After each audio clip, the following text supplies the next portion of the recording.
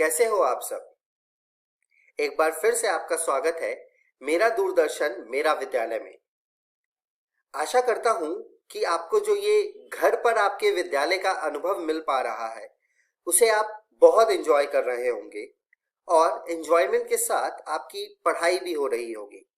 आप सभी ने अपना कॉपी और कलम तो ले लिया होगा। तो आज के कक्षा में, आज के पाठ में भी आपको जो प्रश्न आए आपके मन में, उस प्रश्न को नोट कर लीजिएगा। तो चलिए देखते हैं आज के एपिसोड में हम क्या पढ़ेंगे। आज के एपिसोड की शुरुआत रोज की तरह हम कक्षा 9 की पढ़ाई के साथ करेंगे, जिसमें हम सबसे पहले गणित में बहुपद के बारे में पढ़ेंगे। उसके बाद हम विज्ञान में जीवन की मौलिक इकाई, जिसको हम सेल कहते हैं, उसके बारे में जानेंगे। कक्षा 9वीं के पढ़ाई के बाद हम एक और रोचक कहानी, इंटरेस्टिंग कहानी देखेंगे, जिसका नाम है लूना और तूफान, और जानेंगे कि ये लूना की क्या कहानी है। उसके बाद हम कक्षा 10 की पढ़ाई शुरू करते हुए गणित में बहुपद पाठ को पढ़ेंगे, जिसके बाद हम विज्ञान में जैव प्रक्रम के बारे में पढ़ेंगे और हमारे शरीर में जो अलग अलग ऑर्गन्स है, अलग अलग सिस्टम है, वो कैसे काम करता है, उसकी क्या प्रक्रिया है, उसके बारे में जानेंगे। तो चलिए शुरू करते हैं आज के एपिसोड को।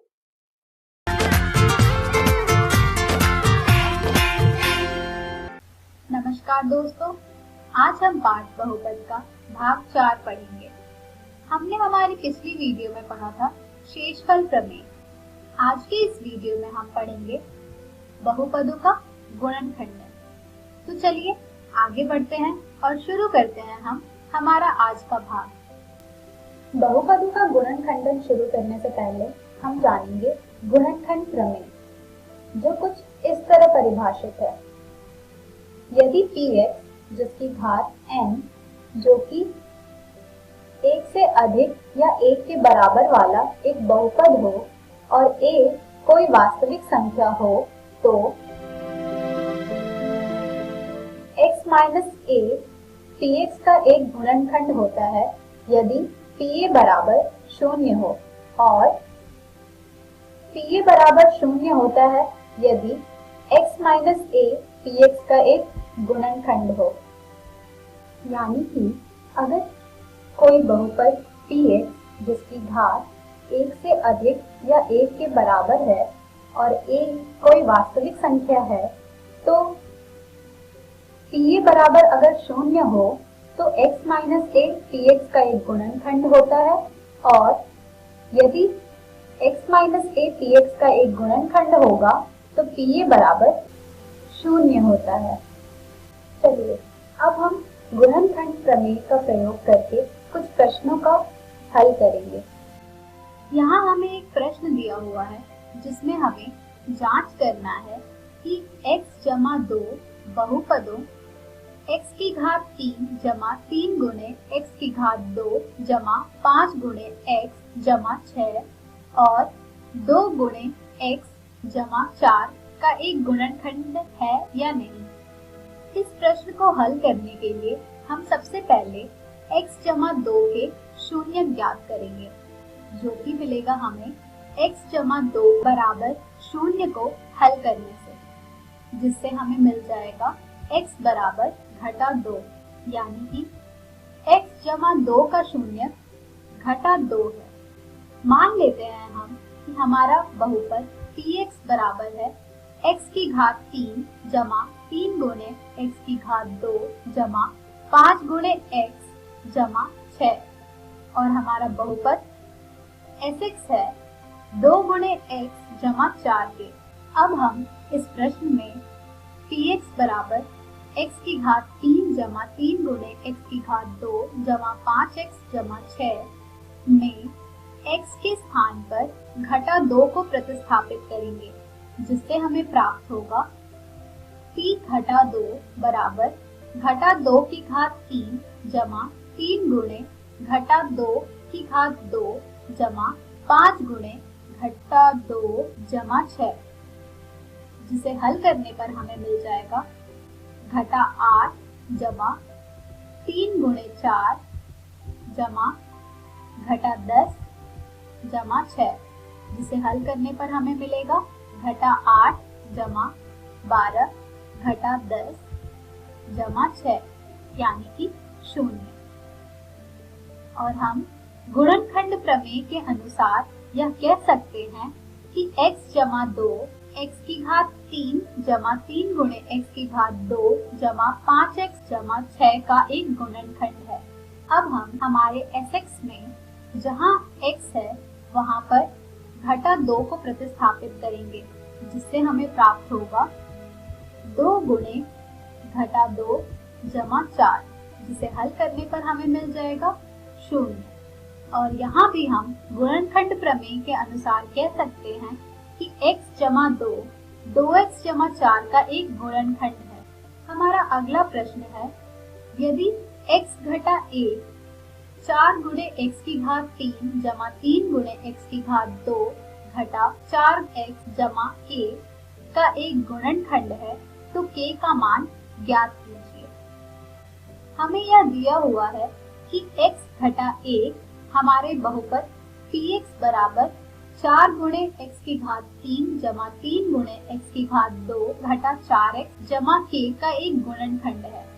यानी कि गुणनखंड प्रमेय से हम यह कह सकते हैं कि pa बराबर 0 होगा।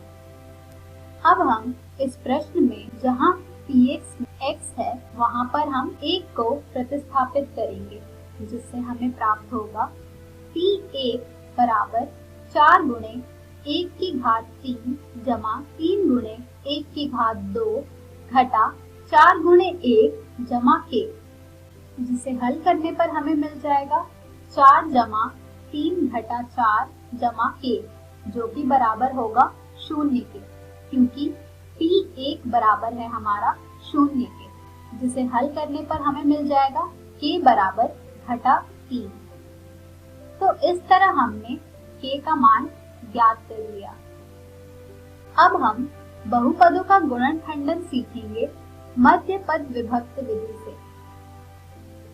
मान लीजिए हमने एक बहुपद लिया है 6 गुणे x की घात 2 जमा 17x जमा 5, जहाँ मध्य पद है हमारा 17। अब हमें प्लस 17 को ऐसी दो संख्याओं में बांटना है p और q में। जब हम p और q को जोड़े तो हमें मिले 17, और जब हम p और q को गुणा करें तो हमें मिले 30। आप सोच रहे होंगे कि ये 30 कहाँ से आया? यह 30 हमें हमारे बहुपद के अचर और हमारे पद 6 गुणे x की घात 2 में x की घात 2 का गुणांक को गुणा करके मिला है। अब हम 30 के गुणनखंड युग्म को देखेंगे, जो कि होते हैं 1 गुणे 30 बराबर 30, 2 गुणे 15 बराबर 30, 3 गुणे 10 बराबर 30, 5 गुणे 6 बराबर 30। इन युग्मों में हमें 2 और 15 के युग्म से प्राप्त होगा 17, यानी कि हम हमारे बहुपद 6 गुणे x की घात 2 जमा 17x जमा 5 को लिख सकते हैं 6 गुणे x की घात 2 जमा 2 जोड़ 15 गुणे x जमा 5, जिसे सरलीकरण करने पर हमें मिल जाएगा 6 गुणे x की घात 2 जमा 2x जमा 15x जमा 5। 6 गुणे x की घात 2 को हम लिख सकते हैं 2x गुणे 3x, और 15x को हम लिख सकते हैं 5 गुणे 3x। अब हम 6 गुणे x की घात 2 और 15x की जगह इन संख्याओं को प्रतिस्थापित करेंगे, जिससे हमें मिल जाएगा 2x गुणे 3x जमा 2x जमा 5 गुणे 3x जमा 5, जिसे हम लिख देंगे 2x गुणे 3x जमा 1 जमा 5 गुणे 3x जमा 1।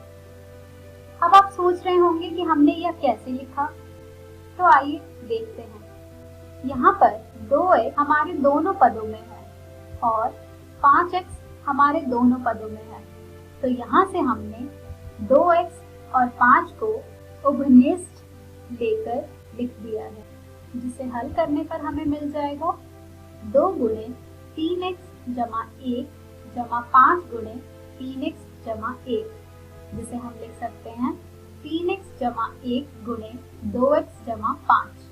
अब हम बढ़ते हैं हमारे अगले प्रश्न की तरफ, जिसमें हमें बहुपद y की घात 2 घटा 5y जमा 6 का मध्य पद विभक्त विधि से गुणनखंडन करना है। हमारा बहुपद है y की घात 2 घटा 5y जमा 6, जहाँ हमारा मध्य पद है घटा 5। अब हमें घटा 5 को ऐसे दो संख्याओं में बांटना है, जिसे जब हम जोड़ें तो हमें मिले घटा 5 और जब हम उन्हें गुणा करें तो हमें मिले 6। ये 6 आया है हमारे बहुपद का अचर संख्या और हमारे पद y की घात 2 का गुणांक, जो कि है 1, जिससे हमें प्राप्त हो रहा है 6 उन्हें गुणा करके।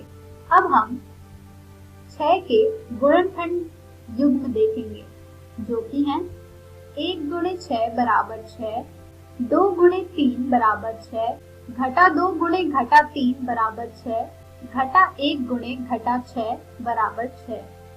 यहाँ पर घटा 2 और घटा 3 ऐसे युग्म हैं जिन्हें जोड़कर हमें मिल रहे हैं घटा 5, जिनका प्रयोग करके हम y की घात 2 घटा 5y जमा 6 को लिख सकते हैं y की घात 2 जमा घटा 2 जमा घटा 3 गुणे y जमा 6, जिसे हल करने पर हमें मिल जाएगा y की घात 2 घटा 2y घटा 3y जमा 6, जहाँ y की घात 2 को हम लिख सकते हैं y गुणे y और 6 को हम लिख सकते हैं 2 गुणे 3। अब हम y की घात 2 की जगह पर y गुणे y को प्रतिस्थापित करेंगे और 6 की जगह पे 2 गुणे 3 को प्रतिस्थापित करेंगे, जिससे हमें मिल जाएगा y गुणे y घटा 2y घटा 3y जमा 2 गुणे 3, जिसे हम लिख सकते हैं y गुणे y घटा 2 घटा 3 गुणे y घटा 2, जिसे हम लिख सकते हैं y घटा 2 गुणे y घटा 3। तो इस तरह हमने बहुपद y की घात 2 घटा 5y जमा 6 का मध्य पद विभक्त विधि से गुणनखंडन किया है। आज के इस वीडियो में हमने सीखा बहुपदों का गुणनखंडन। हम हमारी अगली वीडियो में सीखेंगे बीजीय सर्वसमीकाएं। धन्यवाद।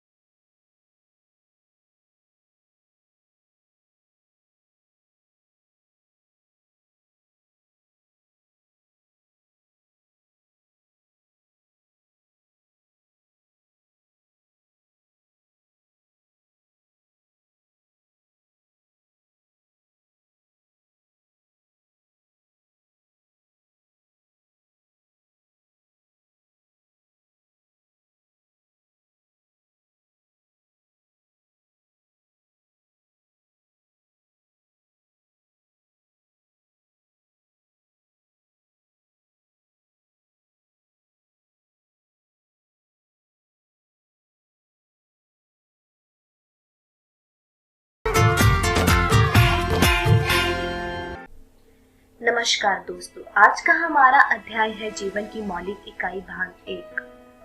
दोस्तों, आज हम इस अध्याय के प्रथम भाग को समझेंगे और जानेंगे कि कोशिका क्या होती है, जिसके बाद हम समझेंगे कि कोशिका की खोज किसने करी थी। तो चलिए दोस्तों शुरू करते हैं। दोस्तों, आपने अपनी पिछली कक्षा में पढ़ा होगा कि हमारे पृथ्वी में बहुत से जीव जंतु खुशी खुशी रहते हैं।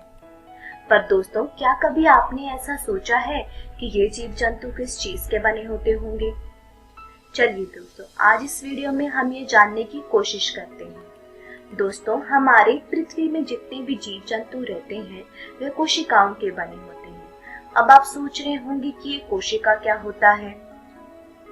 दोस्तों, सभी जीव जंतु छोटी सूक्ष्म इकाइयों से बने होते हैं जिन्हें कोशिका कहते हैं। चलिए इसे एक उदाहरण के रूप में समझते हैं। दोस्तों, आपने अपने आसपास इमारतों को देखा होगा, इमारतों को बनते हुए भी देखा होगा। एक एक ईंट को जोड़ा जाता है और जैसे ही एक एक ईंट जुड़ती है वैसे दीवारें खड़ी हो जाती हैं। उस तरीकों से दीवारों से मिलकर एक कमरा बनाया जाता है और फिर ऐसे ऐसे कर कर एक इमारत बन जाती है। तो अगर हम देखें तो इमारत का जो छोटा सा उपकरण था जिससे इमारत बनी वह ईंट थी। तो वैसे ही अगर हम देखें तो जीवित जीव भी छोटी सूक्ष्म इकाइयों से बनते हैं जिन्हें कोशिका कहते हैं। कोशिका को जीवन का निर्माण खंड कहा जाता है। दोस्तों, चाहे वह इंसान हो या जानवर हो, पेड़ हो या पौधे हो, सभी कोशिकाओं से बनते हैं। इसीलिए इन्हें जीवन का निर्माण खंड कहते हैं और कोशिका के अध्ययन को कोशिका का विज्ञान कहते हैं। सभी जीव जंतु इन कोशिकाओं की मदद से कुछ ना कुछ कार्य करते हैं। दोस्तों, और हम यह भी कह सकते हैं कि कोशिकाएं हमारे जीवन का आधार है। चलिए दोस्तों, अब हम ये जानते हैं कि कोशिका की खोज किसने करी थी। कोशिका की खोज रॉबर्ट हुक नाम के एक वैज्ञानिक ने 1665 में करी थी। उन्होंने एक बोतल की कार्क ली। कार्क लकड़ी के तने का एक टुकड़ा होता है जिसे बोतल की ढक्कन बनाने के लिए इस्तेमाल किया जाता है। उन्होंने एक बोतल की कार्क ली और उसे खुद के बनाए सूक्ष्मदर्शी में जांचा। दोस्तों, अब आप ये सोच रहे होंगे कि सूक्ष्मदर्शी क्या होता है।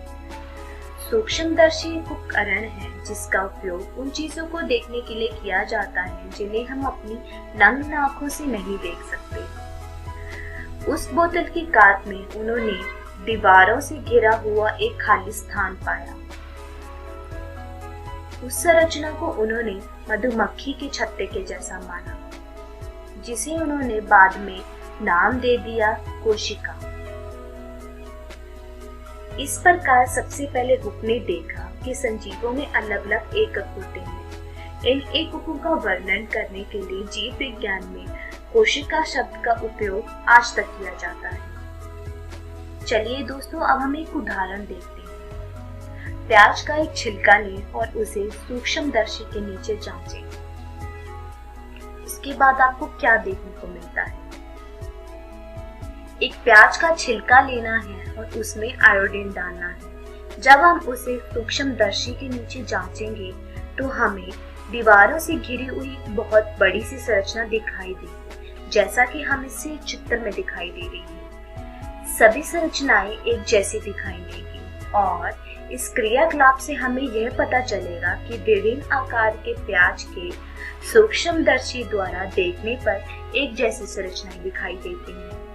प्याज की झिल्ली की कोशिकाएं एक समान होती हैं। प्याज के आकार से इनका कोई लेना देना नहीं होता। ये छोटी छोटी संरचनाएं जो हमें दिखती हैं वे प्याज की मूलभूत इकाई हैं और इन संरचनाओं को हम कहते हैं कोशिका। इस प्रकार न केवल प्याज बल्कि जितने भी जीव जंतु हम अपने आसपास देखते हैं वे सभी कोशिकाओं के बने होते हैं। कोशिका सभी जीवों के शरीर की रचनात्मक तथा क्रियात्मक इकाई होती है। कोशिका कई आकार में होती है जो 1 माइक्रोमीटर से 100 माइक्रोमीटर तक होती है। उसके बाद मैथ्यू स्लेडन और थियोडोर श्वान ने कोशिकाओं के सिद्धांत के बारे में बताया। मैथ्यू स्लेडन ने यह बताया कि पौधे भी इन्हीं कोशिकाओं के बने होते हैं जिन्हें कहते हैं पौधे कोशिकाएं। थियोडोर श्वान ने यह बताया कि पशु भी इन्हीं कोशिकाओं के बने होते हैं जिन्हें हम कहते हैं पशु कोशिकाएं। दोस्तों, इस वीडियो में हमने सीखा कि कोशिका क्या होती है और कोशिका की खोज किसने की। अगली वीडियो में हम सीखेंगे कि कोशिका की संरचना कैसे की जाती है और एक कोशिकाएं और बहुकोशिकाएं के बीच में अंतर क्या होता है। दोस्तों, मैं आशा करती हूँ आपको ये वीडियो समझ आया होगा। तब तक आप अपनी पाठ्य पुस्तक से आज की पढ़ाई इन विषयों को दोहराने की कोशिश कीजिएगा। धन्यवाद।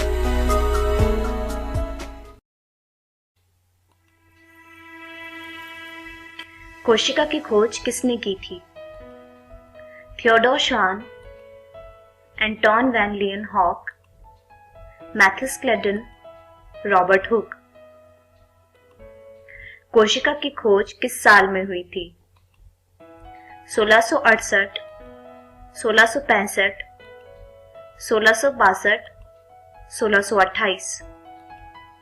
वह कौन सी चीज है जिसमें रॉबर्ट हुक ने सर्वप्रथम कोशिकाओं का निरीक्षण किया था? दीवार, बॉटल कॉर्क, रबर, बालों का बैंड। किसने पशु कोशिका की खोज की थी? थियोडोर श्वान, Anton van लीएनहॉक, Mathis क्लेडन, Robert Hooke. किसने पादप कोशिका की खोज की थी? Mathis क्लेडन, Robert Hooke, Theodore